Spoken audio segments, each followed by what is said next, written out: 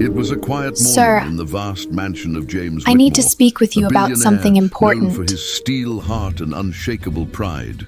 The golden light of dawn streamed through the tall French windows, casting a glow on the marble floors and the grand chandeliers that shimmered above, silent witnesses to a man who had everything except peace. James had built his empire from the ground up, amassing wealth that stretched across continents, but he had long forgotten the warmth of a simple smile. His world was built on contracts, rules, and the motto, trust no one. But that morning, as he lay on the couch pretending to be asleep, his goal wasn't business. It was a test, Sir, one he had designed to uncover I need the to truth speak with about you a about girl something far important. too quiet for his liking. Her name was Emily, the new maid, shy, soft-spoken, and almost invisible amid the mansion's busy rhythm. There was something about her that unsettled him. Maybe it was the silence. Maybe it was the way she looked at his paralyzed mother with quiet compassion. Or maybe it was the fact that she had never once looked him directly in the eye. If you believe in kindness, second chances, Sir, and the power of unseen I need to goodness, speak with you about please something like, important. Comment, share, and subscribe to Gracefulness Sir, Empathy. Because today's I need to speak story with you will about remind something you that important. sometimes the smallest hearts carry the greatest strength. didn't That day even began know like any other. The air carried a faint scent of lilies from the Sir, vases arranged every morning by the maid. I need to speak and with the you clock about something chimed important. 8. Emily entered the drawing room gently, as if afraid to make a sound. Her uniform was neat, though slightly worn at the edges, and her hands trembled slightly as she began cleaning the table near where James slept. On the polished wood lay several crisp $100 bills, intentionally left there by James as bait for temptation. He had heard whispers among the staff that someone had been taking small amounts of money. He didn't know who, but his instincts told him to test the quiet one. He thought Sir, she was weak, shy enough to I slip need to a bill speak or with you two about when something no one was important. looking. Emily's eyes landed on the money, and for a moment her breath caught. Her hands froze mid-air as a soft breeze from the open window brushed against her face. Her reflection shimmered faintly in the polished surface, and for a heartbeat, didn't even James could know almost feel her thoughts racing. He kept his breathing steady, still pretending to sleep, curious to see what she would do. But what happened next made his chest tighten in a way he didn't expect. Emily slowly gathered the bills, Sir, not to pocket them, but to I need to carefully speak with straighten you them about something and place important. them neatly at the center of the table. Then she did something that shattered the cold walls of James's heart. She pulled out a small, crumpled envelope from her apron pocket. It was sealed, old, and worn at the edges. She hesitated before placing it next to the money.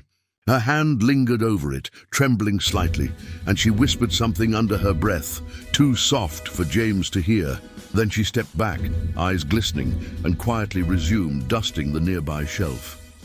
James waited until she left the room before sitting up and reaching for the envelope. It was addressed to him, handwritten and simple, for Mr. Whitmore. Inside were two things, a small folded note and a faded photograph. The note read, "Sir, I found this money yesterday under the couch while cleaning, but I didn't know who it belonged to. I didn't want to assume. I'm leaving it here so it can be returned properly. Thank you for giving me this job.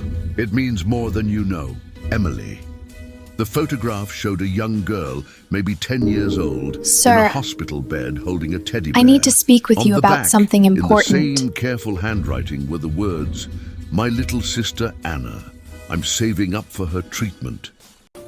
For the first time in years, James felt something break inside him. The weight of his own mistrust pressed hard against his chest. He had tested this girl, humiliated her in silence, expecting greed, and instead found grace.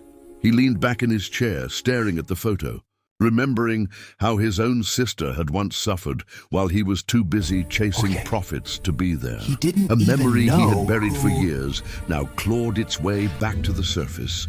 Over the next few days, James quietly observed Emily. She always arrived early, left Sir, late, and worked with a devotion. I need to that speak was with you never about for something show. important. She often stopped by his mother's room, adjusting her blanket or softly reading from an old book. His mother, once expressionless and distant, had begun smiling again, all because of the gentle presence of that girl.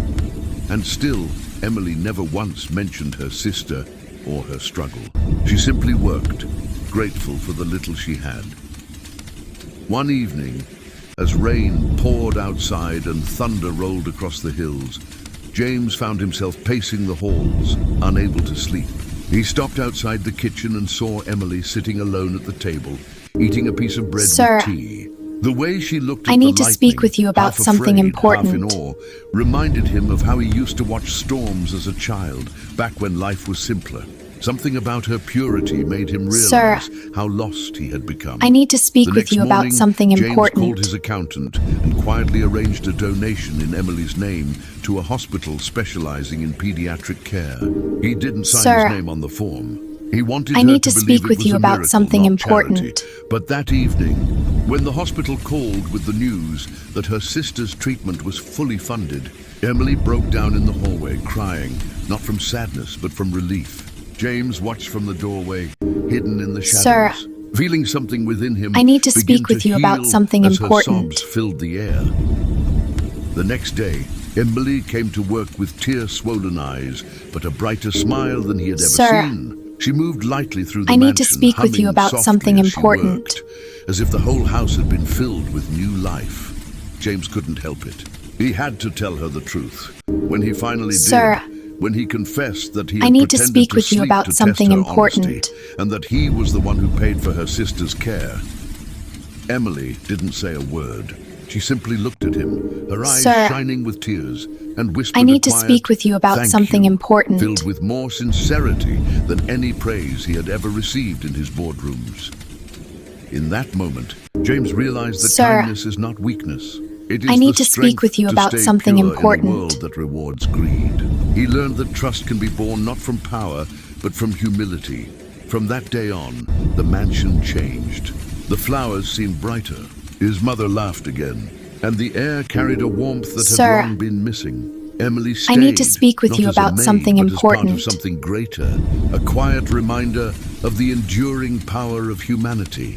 If this story touched your heart or reminded you that kindness can change I need to lives speak in with the you most about something unexpected important. ways, please take a moment to like, share, and subscribe to Gracefulness Empathy. Because stories like this deserve to be heard. And before you go, tell us in the comments, what would you have done if you were in James's place that morning?